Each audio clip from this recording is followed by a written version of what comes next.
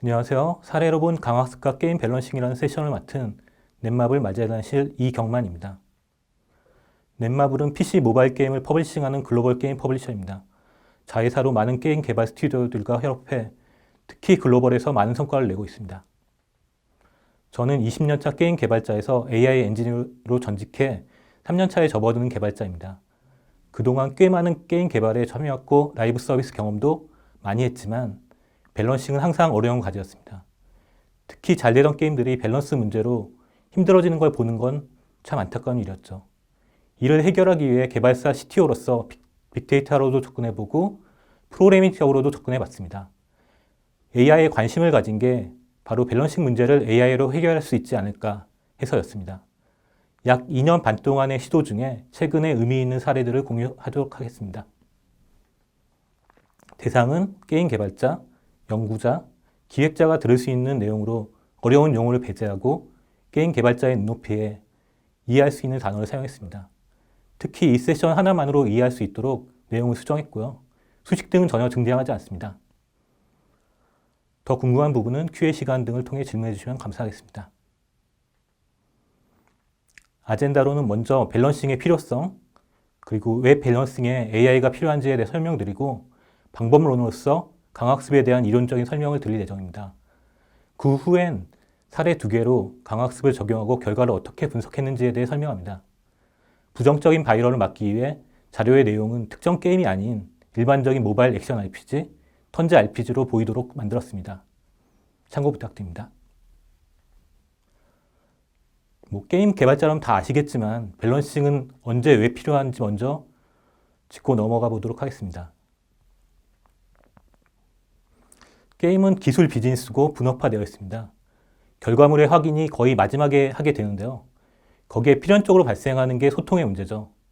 더군다나 모바일 게임의 경우 한 달 단위 업데이트, 일주일 단위 업데이트처럼 주기적인 업데이트를 하게 되고 마치 이어달리기 하듯이 먼저 PD가 방향성을 결정하면 기획이 달리고 그 다음은 클라이언트, 서버, 디자이너가 한꺼번에 달리는 방식입니다. 중간에 한 명이 이해를 잘못하고 구현을 잘못하면은 굉장히 큰 문제가 발생하기도 하죠. QA가 발견하면 좋은데 라이브까지 가게 되면 굉장히 큰 문제로 번지게 됩니다. 또 서비스가 지속되면서 게임의 복잡성도 증가합니다. 즉 여러 가지 시스템들이 추가되면서 게임의 예측 난이도는 올라가게 됩니다. 유저들은 자신들이 사용하는 몇 개의 캐릭터만 신경 쓰면 되지만 게임사는 모든 조합과 모든 경우의 수를 고려해서 밸런싱을 해야 합니다. 기획자 한두 명이서 이를 관리한다는 건 마치 거대한 테마파크를 혼자서 운영하는 것과 비슷하다고 생각하는데요. 근데 이 테마파크는 계속해서 놀이기구가 추가되는 거예요. 그래서 어느 순간에 아무도 관리할 수 없는 상태가 되어버립니다. 이런 문제를 사전에 방지하는 방법은 시뮬레이션이 있습니다. 대량의 시뮬레이션으로 많은 케이스들을 미리 돌려보고 결과를 분석하는 거죠.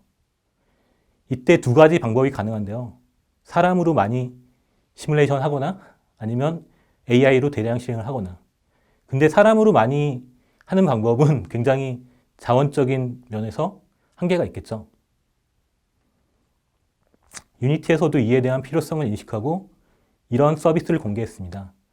SDK에 맞춰서 개발하면 클라우드에서 여러 가지 실험과 대량 실행을 하게 되고 그 결과를 지표화해주는 서비스입니다. 많은 게임사들이 이런 시도를 많이 해봤을 겁니다. 근데 대량 실행 시뮬레이션만으로 어떤 밸런싱이 가능할까요? 문제는 이 대량 실행에 사용되는 AI의 수준이 용도와 다르다면 다른 결과가 나올 수 있습니다. 보스전을 잘 깨는 조합을 찾고 싶은데 정작 AI는 그 컨텐츠를 깰 수 없다면 대량으로 돌려봤자 소용이 없는 거죠. 액션 RPG의 경우 스킬들의 조합 간 상성을 보고 싶은데 스킬들을 무의미하게 쓴다면 그 시뮬레이션은 실패로 갈 가능성이 큽니다. 그렇기 때문에 시뮬레이션에 사용되는 AI의 중요성이 커집니다. 하지만 AI를 만드는 데는 비용이 많이 듭니다. 그렇기 때문에 용도에 맞춰서 어떤 AI를 만들지에 대해 선택해야 합니다. 예를 들어서 그냥 자동 사냥으로 클리어 가능한 콘텐츠는 대부분의 유저들이 자동 사냥으로 클리어하기 때문에 별도의 AI를 고도화시킬 필요가 없습니다. 그 단순히 스킬의 DPS라든지 어떤 전투력을 측정하는 데는 그냥 더미 몬스터 한 마리 두고 계속해서 때려보면은 DPS가 나옵니다. 그런 식으로 반복 실행만으로 측정이 가능한 데이터도 있습니다. 고수준의 AI가 필요한 경우는 정밀한 컨트롤이 요구되는 경우, 고수준의 전략이 필요한 경우, 조합이 많아 일일이 코딩하기 힘든 경우 등이 있습니다. 특히 엔드 컨텐츠라 불리는 고레벨의 컨텐츠는 기존의 AI로는 클리어되지 않는 경우가 많습니다. 한 턴 한 턴의 선택이 전황을 좌우하는 경우 예측이 힘들어지고 선택의 중요성은 커지게 되죠. 밸런싱을 위해서 언제 왜 고수준의 AI가 필요한지 이해되셨나요? 그러면 이걸 만드는 방법에 대해서 설명드리겠습니다. 한번 상상을 해보죠. 캐릭터 수집형 RPG에서 캐릭터 조합별로 운영 방법이 세세하게 달라집니다. 예를 들면 스킬을 쓰는 순서에 따라 데미지가 많이 증폭되거나 반감되거나 파티의 안정성은 바뀝니다. 랜덤으로는 가능하지 않겠죠.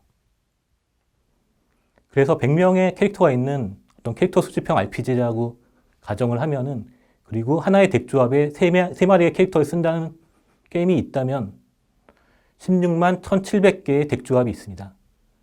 덱 하나의 AI를 어떤 스테이지에 맞춰서 구현하는데 1시간이 걸린다면 전체는 18년 6개월이 걸리고, 1시간이 아니라 1분이 걸린다면 단순 계산만으로 100일이 넘습니다. 여기에 캐릭터 조합만 있는 게 아니라 장비 조합도 있을 수 있고 펫 조합도 있을 수 있고 버프나 디버프 여러 가지 변수들은 되게 많습니다. 현실적으로 코딩으로 해결하기는 불가능에 가깝습니다. 우리는 프로그래머를 사용하지 않고 지능적인 AI를 만들어야 합니다. 인력에는 한계가 있기 때문에 우리는 이 과정을 기계에 의존해서 해결할 수 있다면 시간 예측성은 커지고 또 우리의 서비스에 이 과정을 포함할 수 있습니다. 그래서 궁극적으로 우리가 지향해야 하는 건 IPA입니다. 인텔리전트 프로세스 오토메이션이라고 할 수 있는데요. 지능적 공정 자동화로 번역할 수 있습니다. 머신러닝이나 딥러닝 기술을 사용해 프로세스의 일부를 인력 대신 기계가 대신하게 하는 것이죠. 지금의 AI 기술이 과장된 부분도 있고 놀라운 부분도 있지만 실용적으로 가능한 부분을 찾아서 업무 프로세스 자동화를 하는 게 IPA라고 볼 수 있습니다. 밸런싱용 AI 개발에 IPA를 적용하기 위해 저희가 사용한 지능적인 기술은 강화학습입니다. 그래서 강화학습에 대해 짧게 소개하도록 하겠습니다. 예전에는 제가 처음 공부할 때는 한 1년 정도 공부했던 것 같아요. 근데 지금은 한 2, 3개월 정도 투자하면은 자료들이 굉장히 많기 때문에 충분히 공부하실 수 있습니다. 하지만 이 세션 안에서 이해할 수 있을 정도의 수준으로 설명드리도록 하겠습니다. 강화학습은 환경에서 여러 가지 상태 정보를 받아 에이전트가 어떤 액션을 취하게 되고 거기서 리워드를 받는 걸 반복하면서 리워드를 더 많이 받는 방향으로 의사결정을 하는 함수를 만드는 기술입니다. 이를 게임으로 생각하면 게임에서 현재 상태 정보를 받고 어떤 액션을 해야 하는지에 대한 함수를 만드는 것이고, 액션을 보내면 그 액션에 대한 보상값, 즉 리워드 값을 다음 상태와 함께 받습니다. 이걸 계속 반복하면서 수천 수백만 번 반복하면서 보상을 더 많이 받는 방향으로 이 함수를 변화시키는 것이 강화학습이라고 할 수 있습니다. 그래서 이 함수가 잘 됐을 때, 일정 이상의 승률에 올랐을 때 이 함수를 가지고 대량 시뮬레이션을 한다면 저희가 원하는 밸런싱을 할 수 있겠죠. 근데 여기서 이 함수의 로직을 프로그래머가 한 땀 한 땀 짜는 게 아니라 학습이라는 과정을 거쳐서 리워드를 더 많이 받는 방향으로 변화시키게 됩니다. 이 과정이 자동이기 때문에 IPA에 적합하다고 할 수 있죠. 그래서 기본적인 강화학습의 개발 순서를 보면 먼저 우리는 게임을 플레이해보면서 상태와 액션을 정의합니다. 그리고 학습의 방향을 설정하는 보상을 정의하죠. 이 세 가지가 정의되면 게임에 이 세 가지에 대한 인터페이스를 붙입니다. 그래서 현재 게임의 상태 정보를 보내주는 부분과 학습 환경에서 결정된 액션을 반영하는 부분, 이거를 시뮬레이터에 구현을 하게 되죠. 그 다음에 그 모델을 정의하게 되는데요. 모델은 반대로 상태 정보를 받아서 어떤 액션을 출력하는 함수입니다. 그래서 모델과 시뮬레이터가 통신을 하면서 게임을 굉장히 많이 수행을 하게 되는 거죠. 그래서 그 학습이라는 과정에서 그 모델을 계속 우리가 원하는 리워드를 많이 받는 방향으로 변경시키면서 결과적으로 저희가 얻게 되는 건 학습된 모델입니다. 그러면 이 요소 하나하나에 대해서 더 자세히 보도록 하죠. 상태 정보는 게임에서 액션을 선택하기 위해 필요한 모든 정보들입니다. 예를 들면 운전을 할 때 현재의 속도, 방향, 좌우의 사이드미러, 백미러, 앞유리의 창의 풍경, 앞차의 간격, 소리 정보 등을 모두 운전의 상태 정보라고 할 수 있겠죠. 또 관측이 돼야 되기 때문에 옵저베이션이라고도 합니다. 관측이 불가능한 정보까지 포함해서 학습을 한다면 정작 적용하는 데 문제가 생기겠죠. 이 밑에 보시면은 딥마인드에서 알파스타를 사용할 때 사용한 옵저베이션 정보들을 예시로 적었는데요. 상당히 구체적인 정보들입니다. 게임을 플레이할 때 잠깐 참고하는 정보라도 모두 입력으로 줘야 강화학습을 더 잘하게 됩니다. 특히 강화학습을 영구적으로 하시는 분들은, 연구자분들은 이미지만으로 잘 동작하게 하는 걸 선호하시는데요. 그 실무에서는 이미지만으로 강화학습을 하는 경우 이미지에서 정보를 추출하는 과정까지 학습이 돼야 되기 때문에 학습 속도가 더 느려집니다. 따라서 이미지 정보만으로 학습을 하는 경우는 많지 않습니다. 액션은 게임에서 플레이어가 하는 모든 행동들의 모음입니다. 강화학습의 목적은 어떤 상태에 어떤 행동을 취할 것인가를 판단하는 함수를 만드는 것이라고 했는데요. 그래서 세세하게 액션들을 잘 정의해 줘야 합니다. 그 액션들은 또 상하 관계를 가질 수 있습니다.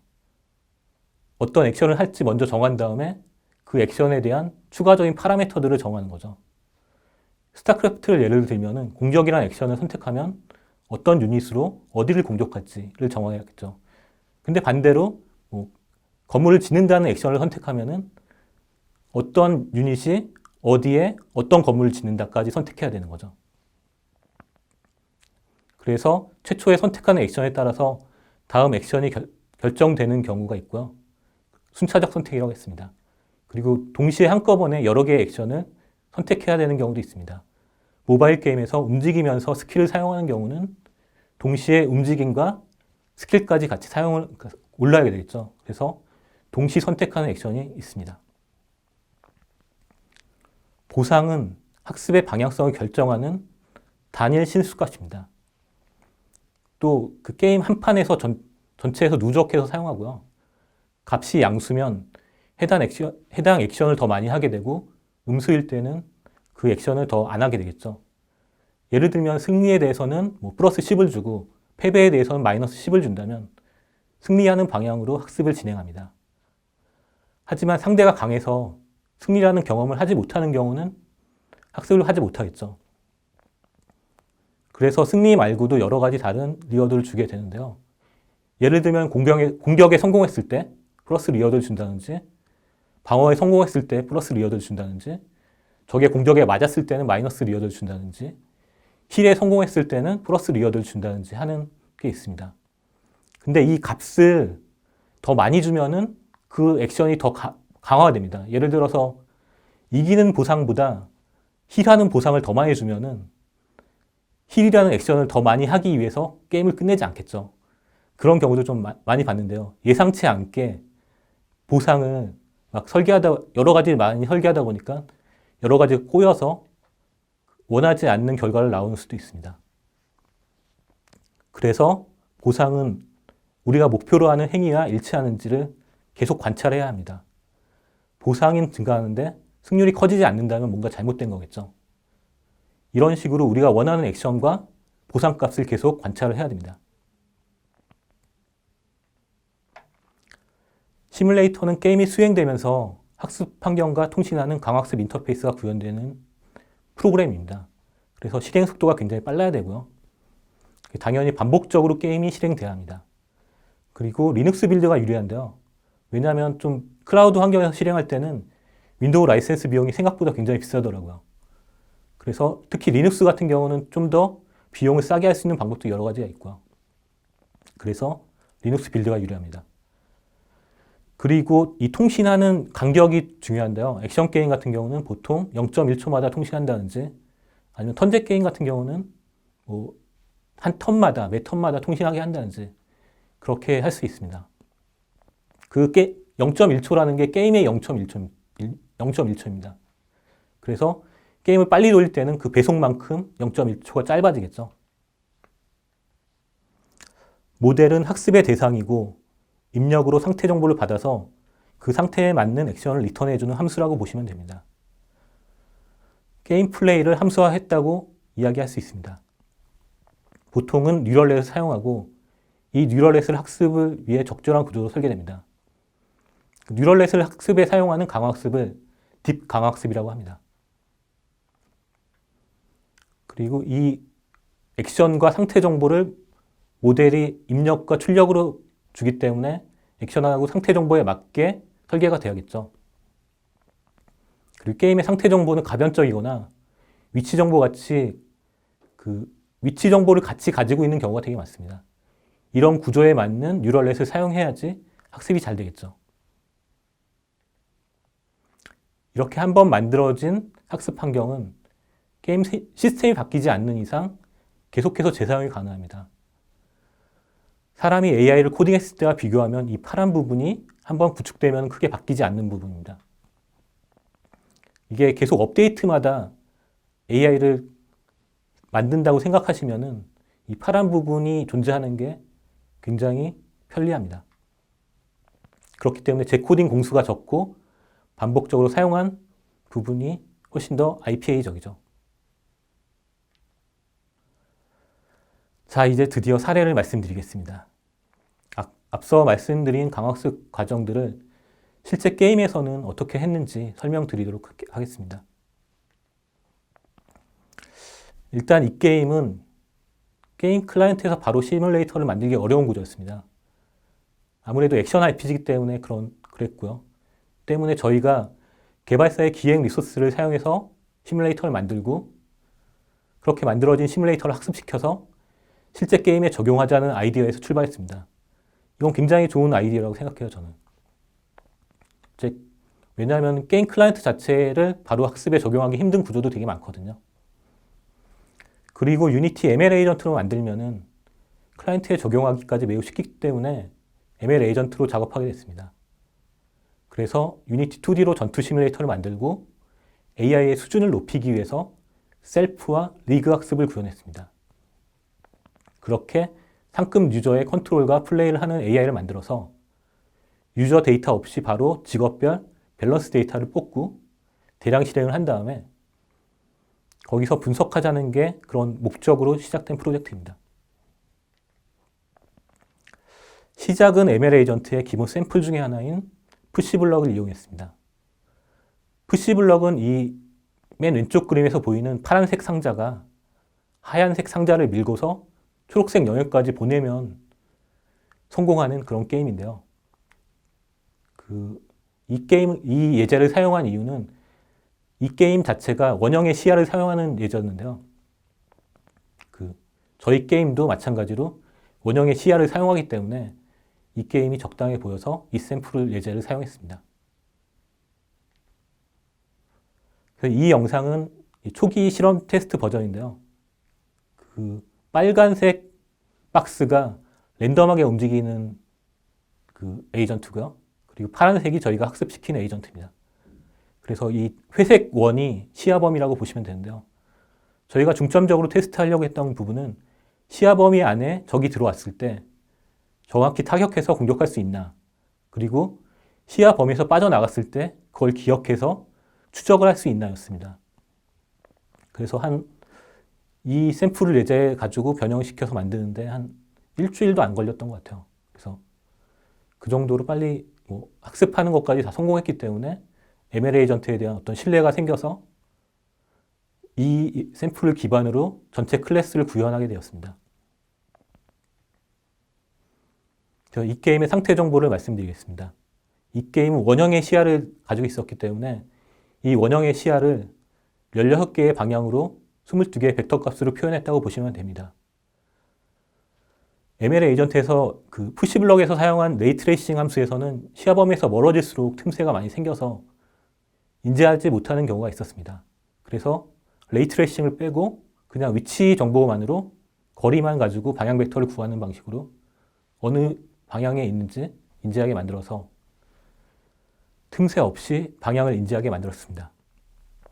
각 방향으로 적을 인지하면 적의 기본 정보와 뭐 HP 상태, 그 거리, 그런 여러 가지 정보들을 벡터 값을 이렇게 표현해 줍니다. 이런 벡터가 16개가 있는 거죠. 그래서 지금 22 곱하기 16, 352 벡터를 입력으로 사용합니다. 이런 식으로 입력 데이터를 구성하고 여기에 자기 자신의 HP와 상태 정보, 그리고 마지막으로 만난 적의 위치, 그런 것까지 다 표현해서 옵저베이션을 구현했습니다.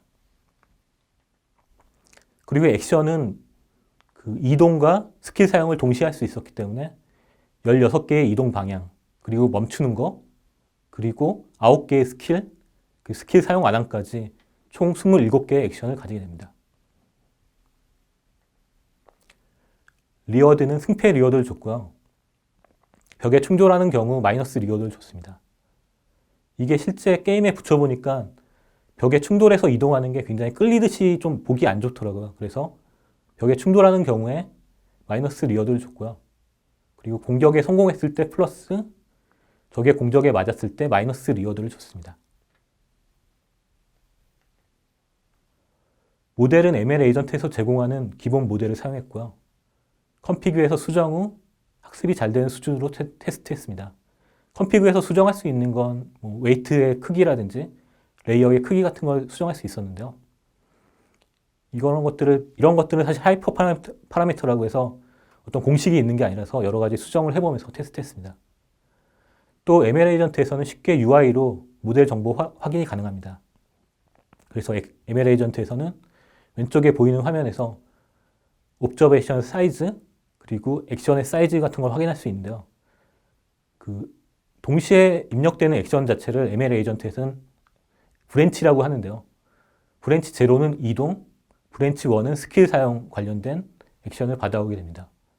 그렇게 해서 두 가지 액션을 분리해서 실제 이 모델의 결과로 두 브랜치의 인덱스 값을 받아옵니다. 그리고 옵저베이션 사이즈는 496인데요. 아까 시야 정보와 자신의 정보까지 포함해서 최종적으로는 496개였습니다. 그리고 뭐 약간 여기서 직접 모델에 대한 정보를 수정할 수 있으면 좋을 것 같은데요. 아직까지는 보기밖에 안 됩니다. 그래서 ML 에이전트에서 모델을 좀 비주얼하게 보여주고 편집까지 할 수 있었으면 좋았을 것 같은데 아직은 리드 온리입니다. 그리고 학습해야 되는 컨텐츠가 PVP 컨텐츠다 보니까 모델을 더 똑똑하게 만들기 위해서 자기 자신을 상대로 학습을 시킵니다. 처음에는 그냥 랜덤하게 움직이는 적을 대상으로 학습을 하는데요. 아무래도 랜덤하게 움직이는 적을 상대로 하다 보니까 너무 쉬운 겁니다. 그래서 점점 더 상대의 수준을 올리면서 점점 복잡한 전략을 써야겠죠. 그런 식으로 학습하는 걸 셀프 트레이닝이라고 하는데요. 이거는 알파고에서 구현한 방식입니다. 그래서 이때 적은 학습 중인 가장 최신의 모델을 사용합니다. 그래서 그 모델을 고정시켜서 상대 승률이 55% 이상의 승률이 나오면 다시 적을 다시 최신 모델로 바꾸는 방식입니다. 그림에서 보시면은 왼쪽이 아군이고 오른쪽이 적군인데요. 처음에는 버전 1부터 시작하죠. 그래서 상대방도 버전 1입니다. 그래서 스텝을 계속 진행하다 보면은 승률이 50%가 55% 이상이 나오는 경우가 있습니다. 그래서 그 시점, 버전 3일 때 상대방을 다시 버전 3로 고정시키죠. 그래서 또 진행을 하다가 또 55% 이상의 승률이 나오면 그 버전으로 상대를 바꾸는 방식입니다. 이렇게 하면 그 랜덤 대상으로 학습을 했을 때보다 훨씬 AI의 수준이 올라가게 됩니다. 그러면서 계속해서 반복적으로 오래 진행할수록 AI의 수준이 올라가게 되는 거죠. 근데 이 기능을 ML 에이전트 1.04부터 정식 기능으로 추가가 됐습니다. 그래서 저희는 따로 저희가 사용했을 때는 0.11 버전을 사용했기 때문에 이 기능이 없었는데 따로 그 정식 버전으로 추가됐더라고요. 그리고 모델이 하나의 직업만 학습한다고 가정하면 이 셀프 트레이닝만으로 그 모델의 수준을 올리는 게 가능한데 저희는 여러 개의 직업을 동시에 학습을 해야 됐습니다. 그래서 직업별로 모델을 가지고 있었고요. 그래서 다른 직업 간에도 55% 승률을 동일하게 적용하면은 셀프 트레이닝을 할 수가 없겠죠. 왜냐하면 직업마다 상성이 있고 학습되는 속도도 다 제각각입니다. 심지어 셀프 트레이닝은 과거의 버전에 대한 승리도 약간 까먹는 경우도 있어요. 너무 오래 하다 보면은 예를 들면 버전 10까지 갔는데 버전 1에 대해서 뭐 대응하는 방법을 까먹는다든지 그런 식으로 이전 버전에 대한 그 대응을 못하는 경우도 생깁니다. 따라서 과거의 모든 버전까지 그리고 모든 직업까지 리그에 포함시켜서 같이 학습하는 게 리그 트레이닝입니다. 그래서 보시면은 그 학습에 대한 평가자가 있고요. 그리고 학습 코디네이터가 있습니다. 그래서 모든 버전의 러너를 따로, 그러니까 모든 직업에 대한 러너를 따로 만들고요. 그 상태에서 평가자는 모든 직업, 모든 버전에 대한 승률 그래프를 만듭니다. 그래서 평가를 계속하는 거죠, 얘는. 그래서 이 평가된 승률 그래프를 학습 코디네이터에 넘겨줘서 각각의 직업별로 자신이 현재 가장 잘 배울 수 있는 상대, 그러니까 너무 승률이 높아도 안 되고 낮아도 안 되겠죠. 그래서 적당한 상대를 골라서 코디네이터가 각 직업별로 추천을 하게 됩니다. 그러면 각각의 버전별로 계속 올라가면서 이전 버전에 대해서는 가장 다 이길 수 있는 방향으로 학습이 되겠죠. 그래서 보시면은 자동화된 커리큘럼 러닝이다. 그러니까 학습 코디네이터가 그 추천해주는 그러니까 로직을 가지고 추천해주기 때문에 자동화된 커리큘럼 러닝이라고 할 수 있습니다. 그리고 직업별로 자신이 가장 이기기 힘든 상대를 대상으로 커리큘럼 러닝을 하게 되는 거죠. 그래서 리그 트레이닝까지 하면은 굉장히 높은 수준으로 학습을 하게 됐습니다. 근데 리그 트레이닝을 하기 위해서 한 가지 문제점이 있었어요. 바로 평가입니다. 평가를 어떻게 할 것인가. 이 게임은 뭐 정해진 기준 점수가 없기 때문에 평가의 방법이 마땅치 않았습니다. 그래서 예를 들면은 뭐 이에로 점수 같은 걸 도입해야 됐죠. 그래서 저희가 도입한 게 트루스킬이라는 그 순위 시스템을 사용했습니다. 트루스킬은 MS에서 만든 그 엑스박스용 스코어 제도인데요. 그래서 이 트루스킬을 사용해 각각의 그 직업별로 상대 점수를 구할 수 있었습니다. 그래서 왼쪽에 보시면은 그냥 랜덤을 대상으로 평가했을 때는 대부분이 뭐 8, 90%가 나와요. 그러니까 8, 90%의 승률이 나오기 때문에 랜덤이라는 어떤 고정된 에이전트를 대상으로 한 평가는 크게 의미가 없습니다. 그래서 서로 간에 상대 평가 점수를 가지고 이 AI가 계속 발전하고 있는지 없는지에 대해서 평가를 하게 되었습니다.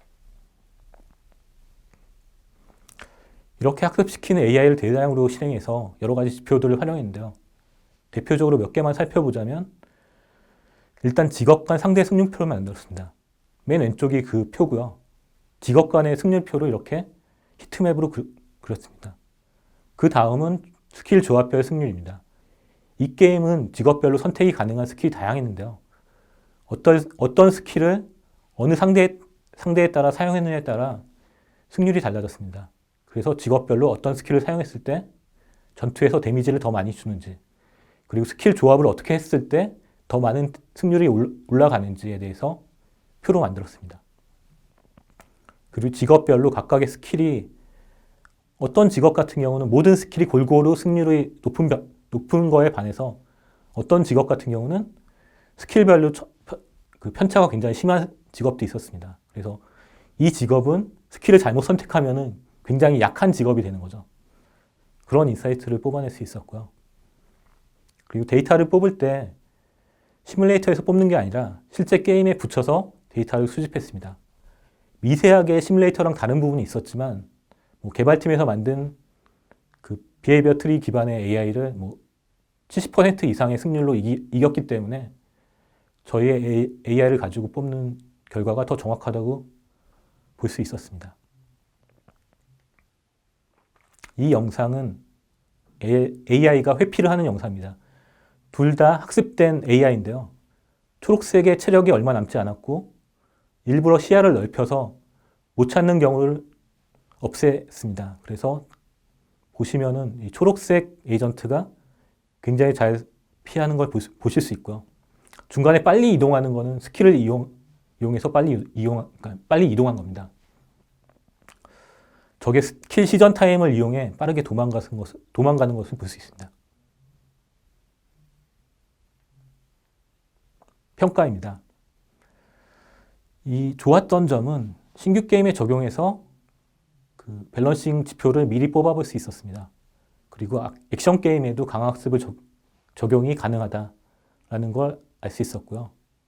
그리고 게임 기획 데이터를 기반으로 저희가 시뮬레이터를 만들어서 그걸로 이제 학습에 사용할 수 있었다. 그런 프로세스가 유효했다라는 걸 확인할 수 있었죠. 그리고 여러 가지 다양한 학습 방법을 적용해서 AI의 수준을 높일 수 있었습니다. 그리고 ML 에이전트를 강화학습에도 사용할 수 있다. 그리고 강화학습을 잘 모르는 인력이 ML 에이전트를 사용해서 이 정도까지 구현할 수 있었다가 좋았던 점입니다. 한계는 시뮬레이터 자체 개발했기 때문에 실제 게임하고 좀 다를 수 있었습니다. 그래서 이 시간 자체가 좀 많이 오래 걸렸고요. 이걸 확인하고 또 새로운 업데이트가 저희한테 매번 바로바로 공유되는 게 아니거든요. 그리고 학습 시간이 좀 길었어요. 좀 복잡한 학습 방법을 썼고 시뮬레이터도 또 따로 저희가 구현해야 됐기 때문에 학습 시간이 뭐 일주일 넘게 걸렸던 적도 있었고요. 근데 그 시간에 이게 신규 게임이다 보니까 개발이 계속 들어가는 거죠. 그래서 게임이 바뀌어서 저희가 분석한 내용이 좀 의미가 없었던 일도 있었고요.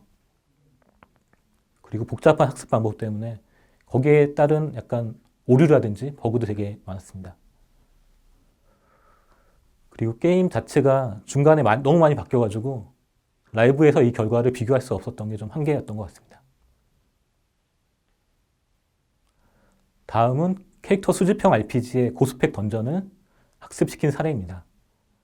이건 라이브 중인 게임에 중간에 밸런싱 검증을 위한 용도로 적용했습니다.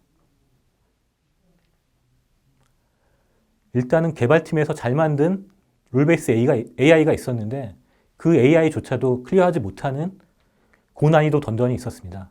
그래서 이 던전을 저희가 학습을 통해서 클리어해보겠다라는 게 목표였고요. 그리고 이 던전에는 미션이 있어서 이게 클리어도 못하는데 미션까지 수행할 일은 없잖아요. 그래서 미션까지 있어서 그 미션을 특정 조건을 만족시켜야 하는 미션을 점수를 많이 얻는 것까지 목표로 해야 됐습니다. 그래서 어떤 캐릭터 조합이 더 높은 미션 점수를 획득하는지 체크가 필요한 컨텐츠였죠. 저희는 게임에 존재하는 캐릭터 중에 낮은 등급을 제외한 많은 캐릭터를 대상으로 어떤 조합이라도 플레이 가능한 모델을 학습시켜서 이 게임에 적용해야 되는 상황이었습니다. 시뮬레이터는 유니티를 기반으로 리눅스 빌드를 사용했습니다. 왜냐하면 이 게임은 라이브 업데이트 사이클 안에 학습을 시켜야 되는 게임이었기 때문에 업데이트를 바로바로 적용해서 사용할 수 있어야 됐죠. 그래서 저희가 따로 시뮬레이터를 만들진 않았습니다. 만약에 따로 시뮬레이터를 만들어야 한다면 이전 게임의 경우가 마찬가지로 이게 시뮬레이터와 실제 게임이 동일한지에 대한 검증 과정이 필요했기 때문에 그냥 바로 게임을 사용하자라고 했던 것 같습니다. 그래서 이미 존재하는 게임 클라이언트를 빠르게 실행하기 위해서 타임 스케일을 조정하고 마이너스 노 그래픽스, 마이너스 배치 모드 같은 옵션으로 그래픽 없이 실행 가능하도록 했습니다. 이 마이너스 노 그래픽스나 마이너스 배치 모드는 저희가 ML 에이전트를 학습시키면서 알게 된 옵션이었는데요. 이렇게 하면은 게임이 굉장히 좀 더 빠른 속도로 실행할 수 있었습니다. 그리고 약간 리눅스에서 실행하다 보니까 그래픽을 세팅하는데 굉장히 시간이 많이 걸렸거든요. 근데 이 마이너스 노 그래픽스라는 옵션을 주면은 그런 거 신경 쓸 필요 없이 바로 실행이 가능했습니다. 그리고 리소스를 최적화시켰습니다. 이 게임은 뭐 텍스처라든지 뭐 애니메이션 같은 리소스를 좀 더미를 사용해서 좀 더 로딩 속도를 빠르게 한다든지 그런 식으로 리소스를 최적화시켰습니다. 그리고 씬 하나에 여러 개의 게임을 실행할 수 있었으면 좋았을 텐데 이건 그렇게까지는 되진 않았고요. 그래서 VM 한 대에 여러 개의 클라이언트를 실행하는 형태로 만들었습니다. 그래서 실제로는 한 3, 4분 걸리는 게임이었는데 이 게임을 3, 4초까지 줄였습니다. 그래서 프로세스를 한 4개 정도까지 띄워서 그래서 거의 한 1초에 한 게임이 돌아가게, 그러니까 4코어 VM 머신에서 1초에 한 게임이 돌아가는 상태로 만들었습니다. 상태 정보는 뭐 캐릭터 정보, 적의 캐릭터 정보, 스킬 정보, 그리고 스테이지 정보 등이 있고요. 액션은 캐릭터 선택, 스킬 선택, 이동 등이 있었습니다. 근데 여기 캐릭터 정보를 그냥 아이디만 줘요. 그러니까 캐릭터의 어떤 세세한 정보를 다 주는 게 아니라 캐릭터의 아이디 정보만 사용합니다. 그리고 적 캐릭터 정보도 마찬가지고, 그리고 어떤 캐릭터에 걸린 버프, 디버프 정보까지 전부 포함시켰습니다. 그런 것들이 어떤 로직으로 들어간 게 아니라 그냥 아이디로만 입력으로 줬기 때문에 그 내부에서 발생한 로직에 대해서는 학습을 하면서 이 아이디일 때는 어떻게 동작하는구나, 그런 걸 알아차릴 수 있게 학습 과정에 그런 게 다 포함이 되어 있습니다. 그래서 아이디를 임베딩해서 사용했고요. 그리고 이펙트 같은 경우도 다 임베딩해서 사용했습니다. 보상 부분은 처음에 말씀드렸듯이 이 게임은 미션 점수를 많이 획득하는 게, 그러니까 승리하는 거 이외에도 미션까지 신경을 써야 되는 게임이기 때문에 승리 이외에 미션 점수를 보상에 넣어줬습니다. 화면에서 보이듯이 이 중앙 그 그래프가 보이시죠? 리워드가 올라가면 올라갈수록 미션 스코어도 올라가고 승률도 같이 올라갑니다. 그래서 보상 부분은 승률과 그 미션 스코어를 같이 줬습니다. 그래서 재밌는 거는 모델에는 이 미션 정보를 하나도 주지 않았어요. 그냥 미션에 해당하는 행동을 한 경우에 보상을 준 거죠. 환경에서. 그렇기 때문에 어떤 미션이 오더라도 미션에 관계없이, 그리고 어떤 캐릭터가 오더라도 캐릭터 아이디만 있으면 학습을 할 수 있었습니다. 그래서 캐릭터의 밸런싱이 변경되거나 스테이지 구성이 변경돼도 저희의 학습 환경은 전혀 변경하지 않고 바로 학습을 시켰습니다. 이런 게 IPA 같은 방법론의 장점인 것 같습니다.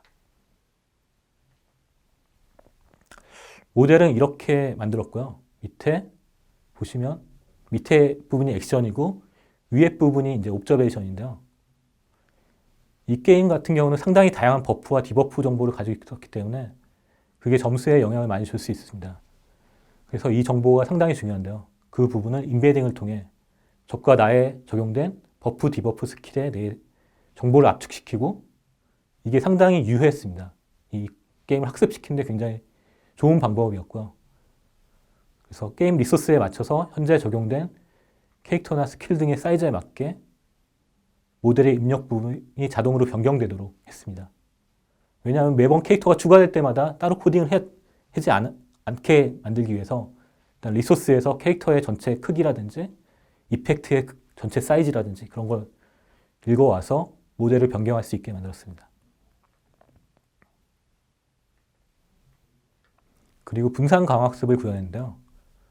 라이브 게임이다 보니까, 그리고 시뮬레이터를 직접 클라이언트를 사용하다 보니까 그 학습 속도가 생각보다 많이 느렸습니다. 그래서 저희가 생각했던 학습 시간의 마지노선이 2일이었는데요. 이틀 이내에 학습되지 않으면은 라이브 프로세스 안에 포함될 수 없겠다라는 어떤 목적을 가지고 이 프로젝트를 시작했고요. 금요일 날 받으면 다음 주 월요일 날 결과를 볼 수 있다라는 걸 약간 모토로 잡았습니다. 그리고 시뮬레이터도 충분히 빠르게 동작하게 만들었지만 저희 학습하는 데까지는 모자랐기 때문에 그래서 분산 학습을 했고요. 분산 강학습은 굉장히 많은 컴퓨터에서 아까 말씀드렸던 스테이트, 액션, 리워드 값을 여러 대의 컴퓨터에서 모아줍니다. 그러면 러너 한 대에서 그 모아진 정보를 가지고 학습시키고 그 학습된 모델을 다시 여러 대의 컴퓨터에 보내면서 그러면 이 과정을 계속 반복하면 결국 모델의 수준도 높아지고 데이터도 더 많이 뽑을 수 있는 그런 학습 방법입니다. 근데 그러다 보니까 실제로 그 행동을 선택하는데 사용되는 모델과 학습을 시킨 모델이 다른 경우가 있죠. 그런 경우를 폴리시 렉이라고 하는데요. 이런 것들을 좀 보충해주는, 해결해주는 알고리즘을 사용했습니다. 딥마인드에서 만든 임팔라라는 알고리즘을 저희는 사용했고요. 알파스타에서 적용된 많은 방법들을 사용해 개선된 버전의 임팔라를 사용했습니다. 그래서 라이브에 적용을 했고요. 총 저희는 VM150대를 사용해서 학습을 시켰고 학습에는 GPU VM 한 대를 사용했습니다. 그래서 1회 학습 시간은 20시간으로 맞췄습니다. 원래 목표했던 2일보다 반 이하로 줄일 수 있었고요. 물론 이 시간은 게임마다 시뮬레이터의 속도마다 달라질 수 있습니다. 라이브 업데이트 프로세스에서는 이런 식으로 사용됩니다. QA를 마친 업데이트 빌드가 나오면 시뮬레이터에 리눅스 빌드를 묶습니다. 빌드에는 한 8시간 정도 걸리고요. 학습엔 다시 20시간이 걸립니다. 그래서 학습 중에 나온 데이터를 가지고 지표를 만들었고요. 기획에선 이 데이터가 적절한지를 판단합니다. 적절하지 않으면 다시 밸런스 업데이트를 하게 되고요. 시뮬레이터는 패치를 통해서 하게 됩니다. 이때 패치를 통해서 하기 때문에 빌드보다는 좀 시간이 짧아지죠. 그래서 1시간이 걸리고요.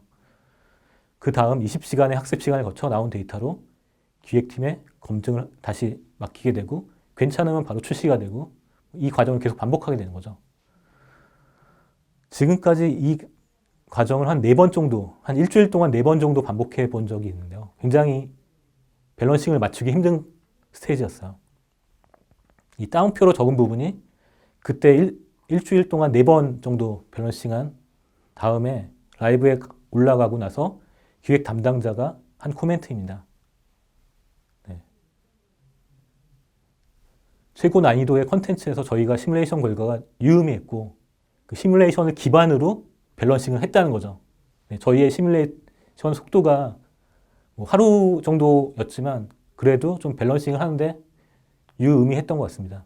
그리고 또 중요한 거는 저희의 시뮬레이션을 바로 라이브 결과로 비교해 볼 수 있겠죠. 그래서 라이브에서도 시뮬레이션과 비슷한 공략이 이루어지고 있다라는 피드백을 받았습니다. 저희로서는 굉장히 좋은 결과였습니다. 그 CCG 게임에서는 밸런싱 지표로서 순위 같은 지표들이 되게 유용한데요. 아무래도 어떤 덱이 가장 고득점을 할 수 있다, 어떤 캐릭터가 고득점 하는데 유리하다, 그런 지표들을 가지고 밸런싱 팀에서 많이 참고를 했던 것 같습니다. 그리고 가장 맨 앞에 나와 있는 가장 오른쪽에 있는 지표는 이게 이 게임 같은 경우 스코어가 되게 중요하다고 했잖아요. 그래서 상위 그룹, 중위 그룹, 하위 그룹을 나눠서 상위 그룹은 어떤 스코어를 더 많이 활용하는가, 더 많이 얻는가에 대한 지표도 만들었습니다. 이걸 분석하면은 이 스테이지를 공략하기 위해서 어떤 점수를 더 많이 얻어야 되는가에 대한 판단을 할 수 있겠죠. 그래서 그게 기획자들이 의도하는 대로 공략이 이루어졌는가 그런 것들을 확인할 수 있었습니다.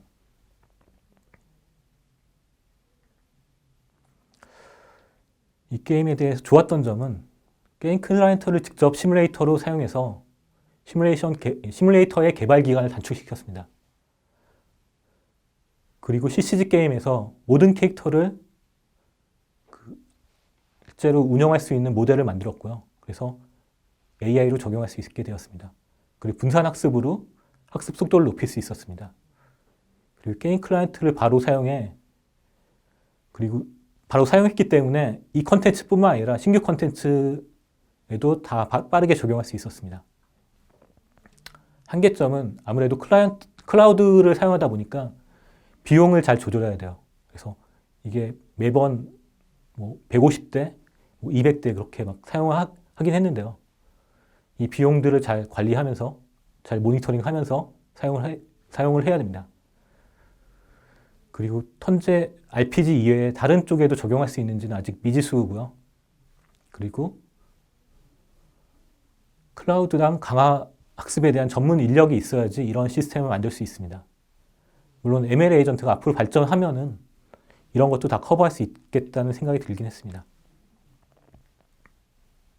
네, 이 두 개의 프로젝트를 하면서 결국은 학습의 속도가 이 방식의 유효성, 개발 프로세스에 들어갈 수 있는가, 그리고 IPA로서 사용이 가능한가를 정한다는 인사이트를 얻게 되었습니다.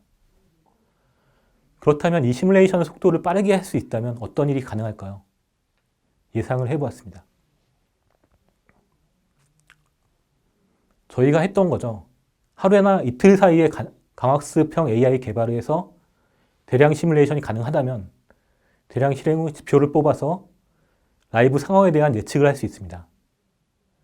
이 시간이 더 짧아진다면, 한두 시간 정도 짧아진다면 개발자는 콘텐츠의 어떤 그 80% 정도를 만든 다음에 세밀한 미세 조정은 AI에 맡길 수 있습니다. 이 시간이 1분에서 5분 정도 걸린다면 저희는 개발자는 여기에 나오는 몬스터만 정하고 몬스터에 대한 수치는 AI가 정하는 식으로 스테이지 밸런싱 자체를 이런 방식으로 할 수 있을 거라고 예상을 하고 있습니다. 이런 식으로 학습과 시뮬레이션 속도에 따라 게임 서비스의 활용도는 많이 좋아질 거라고, 앞으로 더 좋아질 거라고 생각합니다. 결론입니다. 게임 개발과 서비스는 IPA가 도입할 수 있는 부분이 많습니다. 게임 자체가 일종의 시뮬레이션이기 때문에 약간의 수정만으로 강학습에 적용이 가능합니다.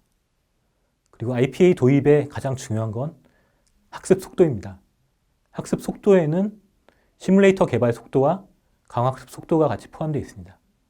큰 수정 없이 빠르게 게임을 돌릴 수 있다면 강학습에 유리하겠죠. 학습 속도만 빠르다면 로직의 수정 없이 빠르게 학습이 가능하기 때문에 마치 빌드 프로세스처럼 AI 개발을 고정 프로세스로 넣는 게 가능해집니다. 그리고 액션 RPG나 CCG의 밸런싱 시뮬레이터용 AI처럼 기존의 기술로는 불가능한 작업을 강학습을 가지고 가능하게 할 수 있었습니다. 그리고 강학습을 처음 접하시는 분들이라면 유니티 ML 에이전트로 시작하는 걸 추천드립니다. 왜냐하면 학습 부분이 이미 구현이 되어 있어요. 그리고 유니티에서 바로 적용이 가능하고요.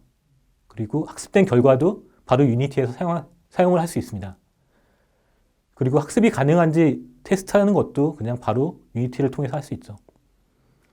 그리고 내부에 다양한 학습 방법이 구현되어 있기 때문에 다양한 학습 방법을 미리 테스트가 가능합니다. 이 세션이 힌트가 돼서 게임 개발과 서비스의 지능화 사례가 많아졌으면 좋겠습니다. 이런 말이 있는데요. 마빈 민스키가 1970년도에 튜링상을 수상하면서 강연을 한 게 있습니다. 그래서 미래의 컴퓨터 언어에서 컴퓨터가 수행할 구체적인 절차를 서술하는 것보다 프로그램 하는 거겠죠. 네. 코딩하는 것보다 컴퓨터가 수행했으면 하는 목표를 서술하는 게 더 중요해질 것이다. 이게 바로 저희의 미래인 것 같습니다. 감사합니다.